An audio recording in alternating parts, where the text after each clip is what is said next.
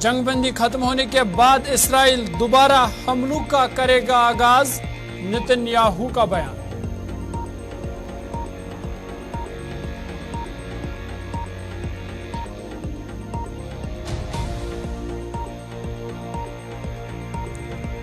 सरमाई इजलास से कबल 2 दिसंबर को ऑल पार्टी होगी मीटिंग। सरमाई इजलास 4 दिसंबर से शुरू, 22 दिसंबर को होगा खत्म। इंतखाबात के नताइज होंगे मौजूए बहस।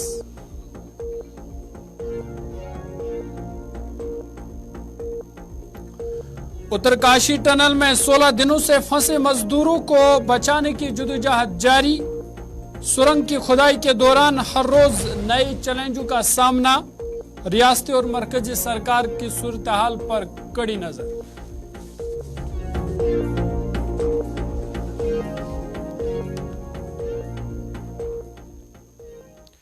आदाब नाजरीन, गुलिस्तान न्यूज देख रहे हैं आप। बड़ी खबरों के बुलेटिन के साथ मैं हूं ज़ुहूर लोलाबी। हमास और इसराइल के दरमियान आज 4 रोजा जंगबंदी का चौथा और आखिरी दिन है। इस दौरान दोनों जानिब से मुआहदे पर अमल करते हुए कैदियों की रिहाई का सिलसिला भी जारी है। गुज़िश्ता रोज जंगबंदी के तीसरे दिन जहां हमास ने इसराइल से 7 अक्टूबर को यरगमाल बनाए गए शहरियों को रिहा किया, वहीं इसराइल ने भी दर्जनों फलस्तीनी कैदियों को अपनी जेलों से आजाद किया है। गुज़िश्ता रोज हमास ने 14 यरगमालियों को रिहा किया, जिनमें से 11 इसराइल के शहरी और 3 अफराद का ताल्लुक दीगर ममालिक से है। इसराइल ने हमास के इस इकदाम के जवाब में 39 फलस्तीनी कैदियों को रिहा किया है। हमास ने जंगबंदी के ऐलान के बाद से अब तक कुल 54 यरगमालियों को रिहा किया है, जबकि इसराइल ने 117 फलस्तीनियों को अपनी जेलों से रिहाई दी है। कैदियों का चौथा तबादला आज भी मुतवक्का है और मुआहदे के मुताबिक हमास की जानिब से कुल 50 यरगमालियों को रिहा किया जाना है, जिसके बदले इसराइल ने 150 फलस्तीनियों को उनकी रिहाई का वादा किया है। अब तक रिहाई पाने वालों में ज्यादातर खवातीन और नाबालिग बच्चे हैं। दूसरी जानिब अमेरिका, मिस्र, कतर की क़यादत में बैनुल-अक़वामी सालिस जुमे से जारी इस जंग बंदी को बढ़ाने की कोशिश कर रही है और हमास ने पहली बार कहा कि वो बड़ी तादाद में यरगमालियों को रिहा करने के लिए इस मुआहदे में तोसी की कोशिश करेगा। इसराइली वज़ीर-ए-आज़म नेतन्याहू का बड़ा बयान भी सामने आया है और नेतन्याहू ने अपने एक बयान में कहा कि उन्होंने बाइडेन से बात की है और हमास के हर 10 यरगमालियों की रिहाई के बाद जंगबंदी में एक इजाफी दिन की तोसी की अपनी पेशकश का अदा किया। उन्होंने कहा कि अगर हमास 10 यरगमालियों को रिहा करेगा तो उसके बदले में जंगबंदी में एक दिन इजाफा हो सकता है, लेकिन उन्होंने यह भी कहा कि जंगबंदी खत्म होने के बाद इसराइल अपनी पूरी ताकत के साथ हमलों का दोबारा आगाज करेगा, हमास पर दोबारा बमबारी शुरू करेगा। वहां जहां गुज़िश्ता 4 दिनों में गजा में लोग खुश देख रहे थे, अपने प्यारों से मिल रहे थे, लेकिन अब कहीं ना कहीं ये खौफ है कि जंगबंदी जो है वो शायद खत्म हो सकती है। इधर नेतन्याहू ने ये पेशकश सामने रख दी है कि हमास जब तक अगर वो 10 जो यरगमालियां उनको रिहा करता है तो उसके बदले में ही एक दिन जंगबंदी का इजाफा हो सकता है।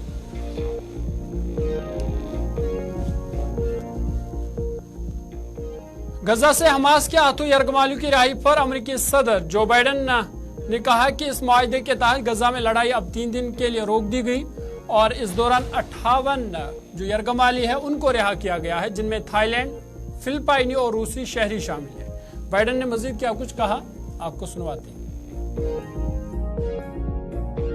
Delivery of critical humanitarian assistance to help innocent Palestinians in need who are not part of Hamas. Under this deal, fighting in Gaza has now been paused for 3 days. Over that time, 58 hostages have been released, including the Thai, Filipino, and Russian nationals. Dozens of families have been reunited. And we worked urgently to take advantage of the pause to surge aid into Gaza. We've moved approximately 200 aid trucks into Gaza each day, loaded with food, water, medicine, fuel, and cooking gas. More is needed, but this deal is delivering life-saving results. आगे बढ़ते हैं। इधर 3 फलस्तीनी नत्साद नौजवान जो है वो America में उनको गोलियों का निशाना बनाया गया है। 3 अफराद पर जो अमेरिकी जो फलस्तीनी नत्साद बताए जा रहे हैं उन पर फायरिंग हुई है, जिसके नतीजे में तीनों ये जो शहरी है वो जख्मी हो गए। बता दें कि बर्मिंघम में थैंक्स गिविंग की तातीलात के इज्तिमा में शिरकत कर रहे थे और इन्हें यूनिवर्सिटी ऑफ वर्मोंट के करीब गोली मारकर इनको जख्मी कर दिया गया है और इन 3 में से एक की हालत तशवीशनाक बताई जा रही है। हुकाम के मुताबिक हमला नफरत पर मबनी जुर्म हो सकता है, ताहम अभी तक इसकी तस्दीक नहीं हो पाई है।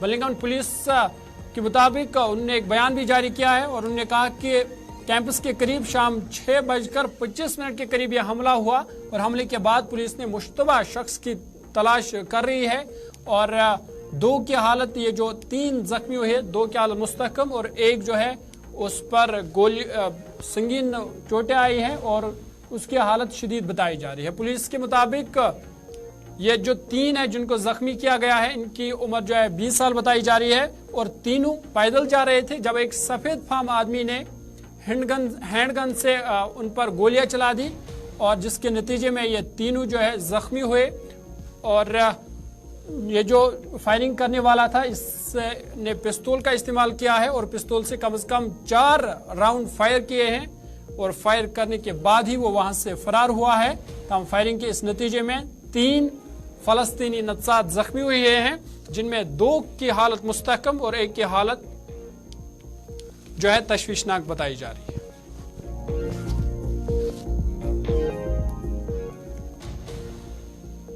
चलिए आगे बढ़ते हैं, अब मुल्क की सूरत-ए-हाल के हवाले से बात करते हैं और आपको बता दें कि हुकूमत ने 4 दिसंबर को शुरू होने वाले पार्लियामेंट के सरमाई इजलास से कबल 2 दिसंबर को एक आल पार्टी मीटिंग तलब की है।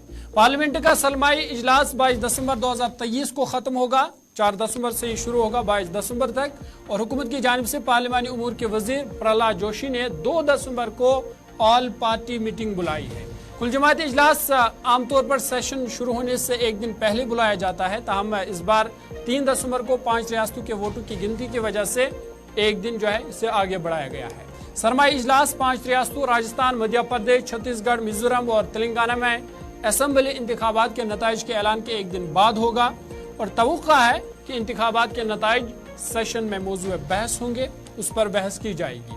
वहीं सेशन के दौरान 3 अहम बिल जो IPC, CRPC और एविडेंस एक्ट को तब्दील करने की कोशिश करते हैं, उन पर भी गौर किया जाएगा, वो भी पेश किए जा सकते हैं।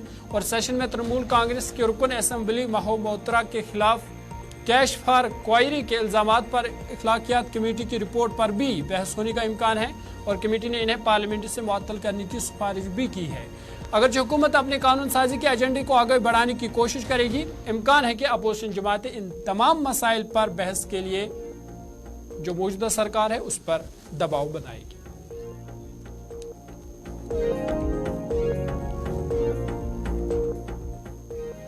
उत्तराखंड के उत्तरकाशी जिले में जेर तामीर सलकियारा टनल में 16 दिनों से फंसे 41 मजदूरों को निकालने के लिए रेस्क्यू ऑपरेशन जंगी बुनियादों पर जारी है, ताहम रेस्क्यू जो टीमें हैं उन्हें अभी तक कोई भी कामयाबी नहीं मिल पाई है। बार बार रेस्क्यू ऑपरेशन में रुकावटें आ रही है, जिसकी वजह से अभी तक एक भी मजदूर को निकाला नहीं जा सका है। मजदूर अगरचे अंदर बहिफाजत है, उन तक खुराक, कपड़े वगैरह पहुंचाए जा रहे हैं, ताहम बाहर अभी तक किसी को नहीं निकाला गया और 16 दिनों से 41 मजदूर टनल के अंदर है। रेस्क्यू ऑपरेशन में ज्यादा वक्त लग सकता है क्योंकि बचाव टीमों को सुरंग की खुदाई के दौरान हर रोज नए चैलेंजों का सामना करना पड़ रहा है। ड्रिलिंग के लिए इस्तेमाल होने वाली अमेरिकी साख्ता आगर मशीन के रास्ते में बार बार आने वाली रुकावटों की वजह से ऑपरेशन में मसरूफ NDRF एहलकार अब रिवायती तरीके से ड्रिलिंग में मसरूफ है।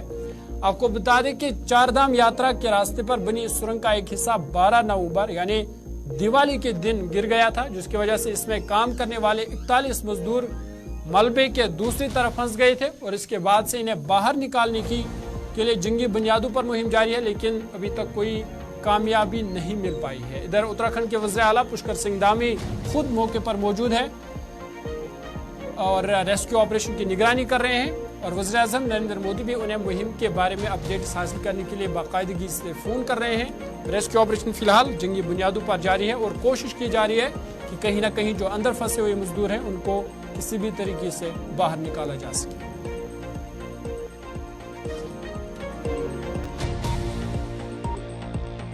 जो SJVNL का काम है, जिसको हम वर्टिकल ड्रिलिंग कह रहे हैं, उसका काम काफ़ी जोरों शोरों से चल रहा है और काम अच्छा ही चल रहा है।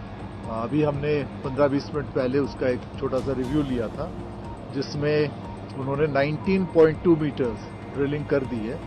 आपको याद होगा कि दिन में मैंने आपको बताया था कि टोटल हमें 86 मीटर्स ड्रिल करना है। जो पहली मशीन लगी है, जो SJVNL ने लगाया है, तो इसमें हम लगभग हमारी अनुमान है कि 40-45 मीटर ड्रिलिंग वो कर पाए। उसके बाद हम दूसरी मशीन उसमें लगाएंगे और शायद ड्रिलिंग रिग वही रहे ताकि समय थोड़ा बच पाए, लेकिन उसका कैली हम बदलेंगे और वो थोड़ा हेवियर कैपेसिटी का होगा, जो कि 90-95 मीटर्स तक जा सकता है। बट हमारा, जैसे मैंने बताया, अनुमान है कि 86 मीटर्स ही हम ड्रिल कर पाएंगे। हमने इसके लिए 4 दिन का समय रखा है और आज 26 है, तो हम 30 तारीख का सोच रहे हैं कि ये इसकी ड्रिलिंग कंप्लीट हो जाए। और इसका स्पीड पेस ठीक चल रहा है। हमें ज़्यादा अभी तक बाधाएं या कोई कठिनाई नहीं है। अभी तक हमें कोई अड़चन वगैरह ऐसी नहीं आई है। उम्मीद रखें कि वो वैसे ही चलता रहे और हमारा काम जल्द से जल्द। आगे बढ़ते आपको बता दें कि छत्तीसगढ़ के दंतेवाड़ा जिला में नक्सलियों ने एक बड़ी वारदात को अंजाम दिया है। नक्सलियों ने करीबन 1.5 दर्जन गाड़ियों को आग लगा दी है। तमाम गाड़ियां एक निजी तामीराती कंपनी की है। नक्सलियों ने गुज़िश्ता रात दरमियानी शब बीला डीला रोड पर आगजनी की वारदात अंजाम दी और इस आगजनी से काफी नुकसान हुआ है। दंतेवाड़ा से बेला डेला की बीच की सड़क को कुशादा करने का काम किया जा रहा है और ये काम RC कैनाल कंपनी कर रही है। कंपनी ने अपना कैंप बंगाली कैंप के करीब बनाया है और कल रात तकरीबन 2 बजे 150 से ज्यादा नक्सली वहां पहुंचे और सड़क की तामीर में जेर इस्तेमाल गाड़ियों को आग लगा दी। बताया जा रहा है कि सैकड़ों नक्सलियों में वर्दी वाले मसल्लाह नक्सली भी शामिल थे और इस दौरान नक्सली ने मौके पर मौजूद चौकीदारों को तामीराती काम रोकने की धमकी दी और कहा कि मुस्तकबिल में भी ऐसे वाक़ात रोनमा होंगे। मौके से कुछ बैनर पोस्टर भी बरामद किए हैं। फिलहाल इत्ला मिलने के बाद मौके पर सिक्योरिटी फोर्स भेज दी गई है और गांव वालों से भी इस बारे में पूछताछ जारी है।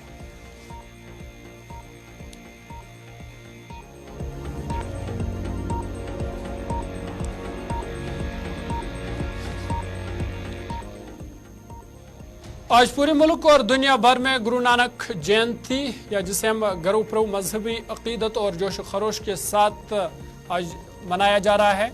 और गुरुपर्व सिखों के पहले गुरु नानक देव जी की सालगिरह है, जिन्होंने सिख मत की बुनियाद डाली थी। इस साल गुरु नानक देव जी का 544वां यौम पैदाइश है। इधर सदर जमहूरिया, नायब सदर और वज़ीर आज़म ने गुरु नानक जयंती पर लोगों को मुबारकबाद दी है। सोशल मीडिया के एक पोस्ट में वज़ीर आज़म मोदी ने कहा कि दूसरों की मदद करने और भाईचारे को फरोग देने से मुतल्लिक गुरु नानक देव जी की तालीमात दुनिया भर में लाखों लोगों को तरगीब फराहम करती है। वज़ीर आज़म मोदी ने कल मन की बात की प्रोग्राम में भी गुरु नानक का जिक्र किया था।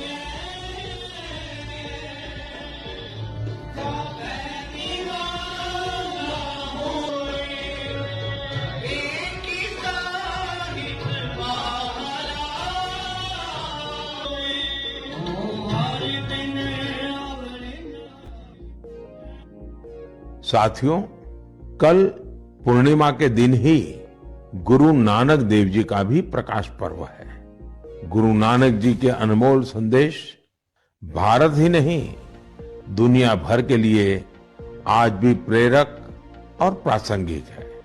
यह हमें सादगी, सद्भाव और दूसरों के प्रति समर्पित होने के लिए प्रेरित करते हैं। गुरु नानक देव जी ने सेवा भावना, सेवा कार्यों की जो सीख दी, उसका पालन हमारे सिख भाई बहन पूरे विश्व में करते नजर आते हैं।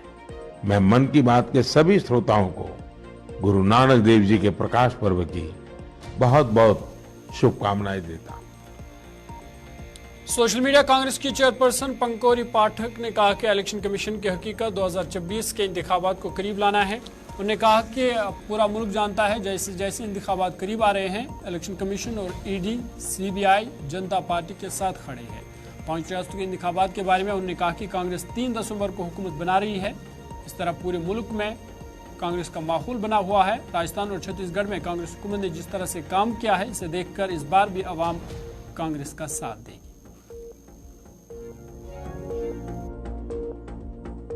3 तारीख को जो रिजल्ट आएगा कांग्रेस के पक्ष में आएगा, बहुत सकारात्मक रिजल्ट आने वाला है और ये आगे का भी संदेश है कि किस तरह से आज पूरे देश में माहौल बदल गया। तो कांग्रेस की जिस तरह से सरकारें जो राजस्थान और छत्तीसगढ़ में जो जन कल्याण का कार्य किया है, उस पर भी जनता अपनी मोहर लगाएगी और जहाँ पे बदलाव की जरूरत है, जैसे मध्य प्रदेश आदि में, वहाँ पर भी जनता उत्सुकता से इस इंतजार करेगी 3 तारीख को हम लोग को नतीजा सकता है। बीजेपी सरकार ने राजस्थान में वहाँ छत्तीसगढ़ में जो सिलेंडर देने का जो प्राइस है वो कम कहा है, आप लोग पहले थे, इसको लेकर आप क्या कहेंगे? देखिए, 500 रुपए का सिलेंडर राजस्थान की कांग्रेस सरकार दे रही है। ऐसे में भारतीय जनता पार्टी की जब सरकार ये कहती है कि हम 450 रुपए का देंगे राजस्थान में, तो पहले वो ये बताएं कि जो 2 बार से उत्तर प्रदेश में भारतीय जनता पार्टी की सरकार है, यहाँ वो कितने रुपए का सिलेंडर दे रहे हैं, यहाँ क्यों नहीं 450 रुपए का सिलेंडर दे रहे हैं। तो जो भी बात देखिए, भारतीय जनता पार्टी आज देश चला रही है, ऐसे में इस तरह की कोई भी बात उनको नहीं करनी चाहिए जिससे जनता विश्वास ना कर सके। जिन राज्यों में आपकी सरकार है वहाँ आप महंगाई से यूपी के बुलंदशहर में एक हादसा पेश आया है। ऑटो और रोडवेज बस के दरमियान जबरदस्त तसादम हुआ है, जिसके नतीजे में एक शख्स मौका पर ही जान बहक हुआ है, जबकि 4 दीगर शदीद जख्मी हुई है। हादसे की इत्तला मिलते ही पुलिस मौके पर पहुंच गई और जख्मियों को फौरी तौर नजदीकी अस्पताल पहुंचाया गया, जहां उनका इलाज जारी है और मामले की मजीद तहकीकात पुलिस कर रही है।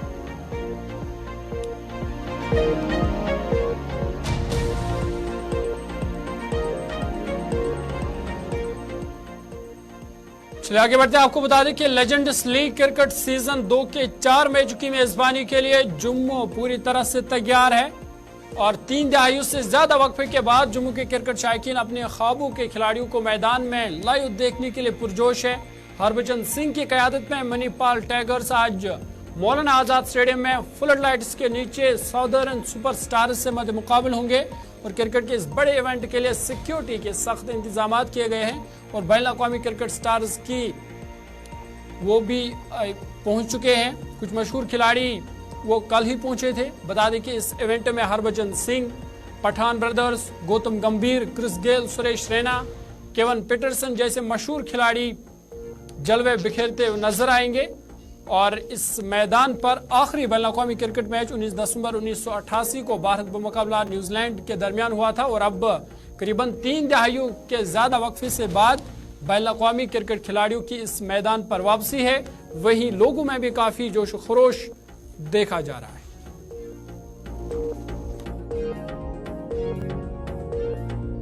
बहुत वेट कर रहे थे इस डेट का, तो आज काफ़ी दिनों के बाद ये डेट मिली है।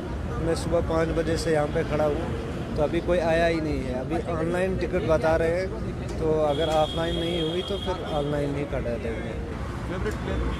फेवरेट प्लेयर क्रिस गेल है, इरफान पठान है, बस। बाकी भी से क्या मांग करेंगे कि और भी इस तरह के मैचेस यहाँ पर हों? बड़ी खबरों के इस बुलेटिन में फिलहाल मेरे साथ इतना ही। अपने मेजबान ज़ुहूर लोलाबी को दीजिए इजाजत। देश दुनिया की बाकी खबरों के लिए आप देखते रहिए गुलिस्तान न्यूज़।